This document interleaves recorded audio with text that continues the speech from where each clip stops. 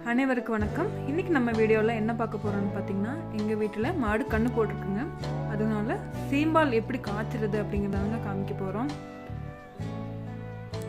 ஏன்னா சிட்டியில் இருக்கிற சில பேருக்கு அந்த மாடு கன்று போட்டதும் அதில் சீம்பால் தனியாக எடுத்து ஃபஸ்ட்டு 2 டேஸ்க்கு நம்ம அதை தனியாக எடுத்து சீம்பால் காய்ச்சுவோன்னு தெரியாது. அது எப்படி காய்ச்சுறாங்க, என்ன மெத்தட் அப்படிங்கிறதாங்க நான் உங்களுக்கு காமிக்க போகிறேன். இப்போ பார்த்தீங்கன்னா எங்கள் அம்மா பால் கறந்துட்டு இருக்காங்க.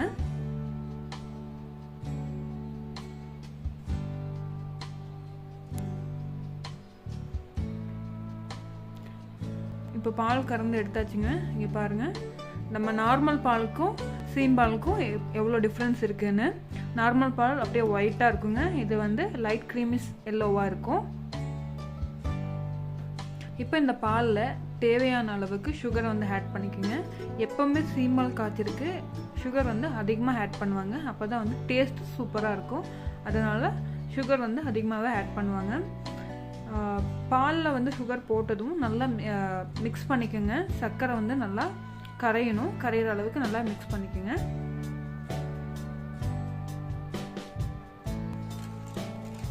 இப்போ பால் நல்லா மிக்ஸ் ஆகிடுச்சுங்க சுகரில்.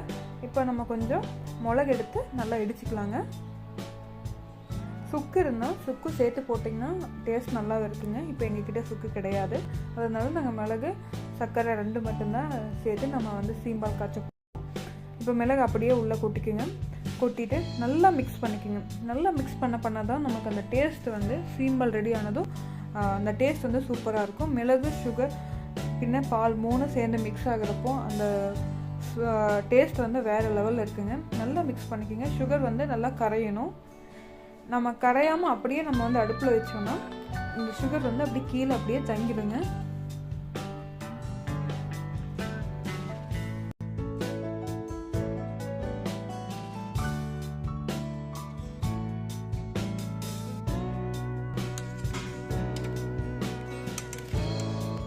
இப்போ எல்லாம் நல்லா மிக்ஸ் பண்ணிட்டேங்க.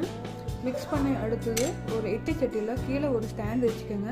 ஸ்டாண்ட் வச்சுட்டு அதுக்கப்புறம் மேலே பாலை வச்சு மூடிடுங்க. ஏன்னா டபுள் பாயில் மெத்தடில் கிட்டத்தட்ட 1 hour இது வேகணுங்க. சிம்லேயே வச்சு வேக வைங்க. தண்ணி கொஞ்சம் அளவாக வச்சுக்கோங்க, இல்லைன்னா பால் பொங்கி வந்துடும். இப்போது மூடியை வச்சு நம்ம க்ளோஸ் பண்ணி வச்சிடலாங்க. க்ளோஸ் பண்ணி சிம்மில் வச்சுக்கோங்க. 1 to 1.5 hour நல்லா வேகட்டுங்க. இப்போ பார்த்தீங்கன்னா நான் 1.5 hour கழித்து ஓப்பன் பண்ணிகிட்ருக்கேன். இப்போ நம்ம சீம்பால் சூப்பராக ரெடி ஆகிடுச்சுங்க.